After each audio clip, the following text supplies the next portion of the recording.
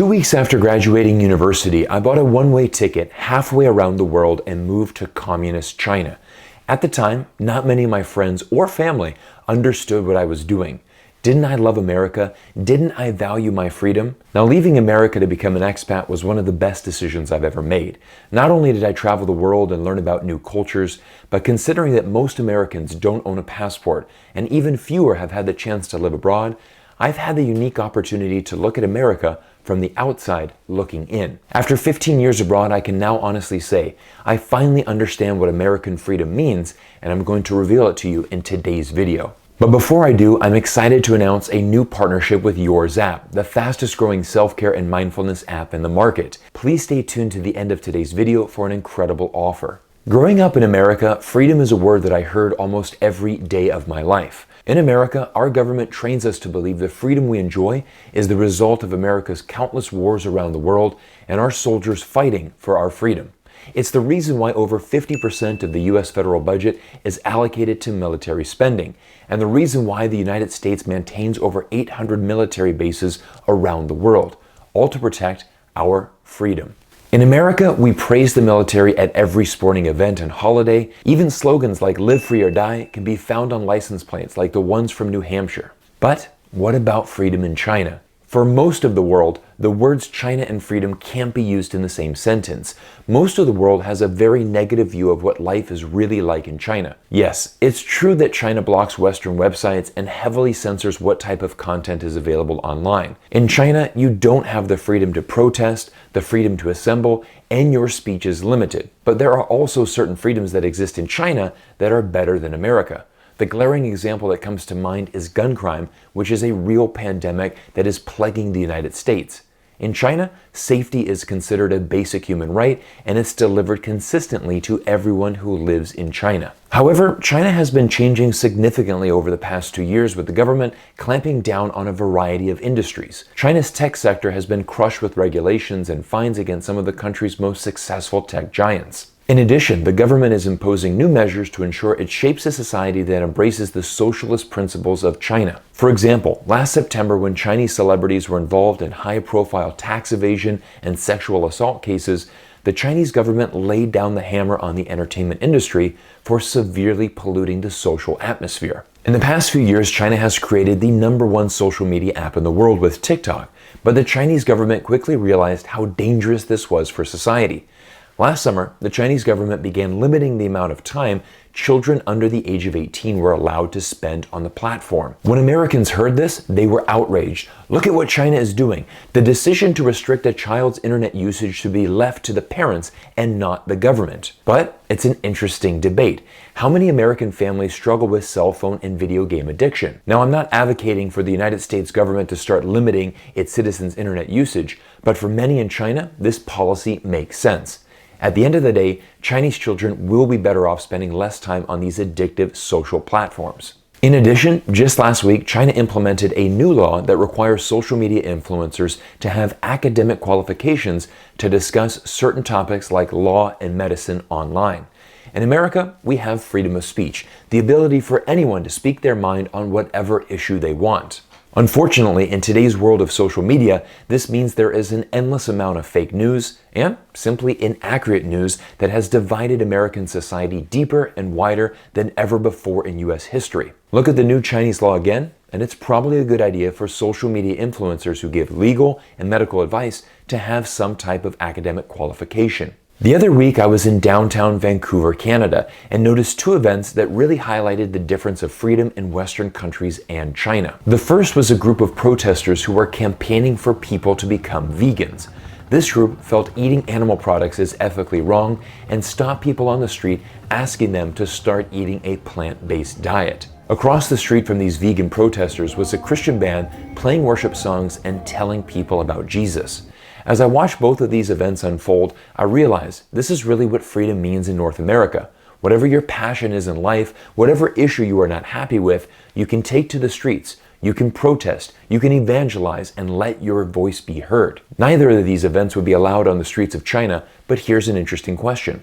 How does Chinese society function? In China, things are controlled by the government, and as a result, I would say that life is more stable. With a one-party state in control, dissent is not part of the problem in China. Everyone knows what is expected. In my mind, I believe there's a trade-off. In China, you will sacrifice more of your personal freedoms in exchange for more safety and stability. A great example of this is the recent 70-day COVID lockdown in Shanghai. I spoke with dozens of people on the ground in Shanghai, and most people, whether Chinese or expats, were extremely frustrated with the lockdown. Many people demanded freedom and resented being controlled and locked in their apartments for 2.5 months. But as an individual in China, you simply don't have that freedom to choose. Your only choice is to listen to the government and trust the government to make the best decisions for the entire society. In the United States, Americans have more choices, more freedoms, but there is a cost for that freedom. In America, there are more guns than people, and one of the side effects of having too much freedom is a society that is more dangerous.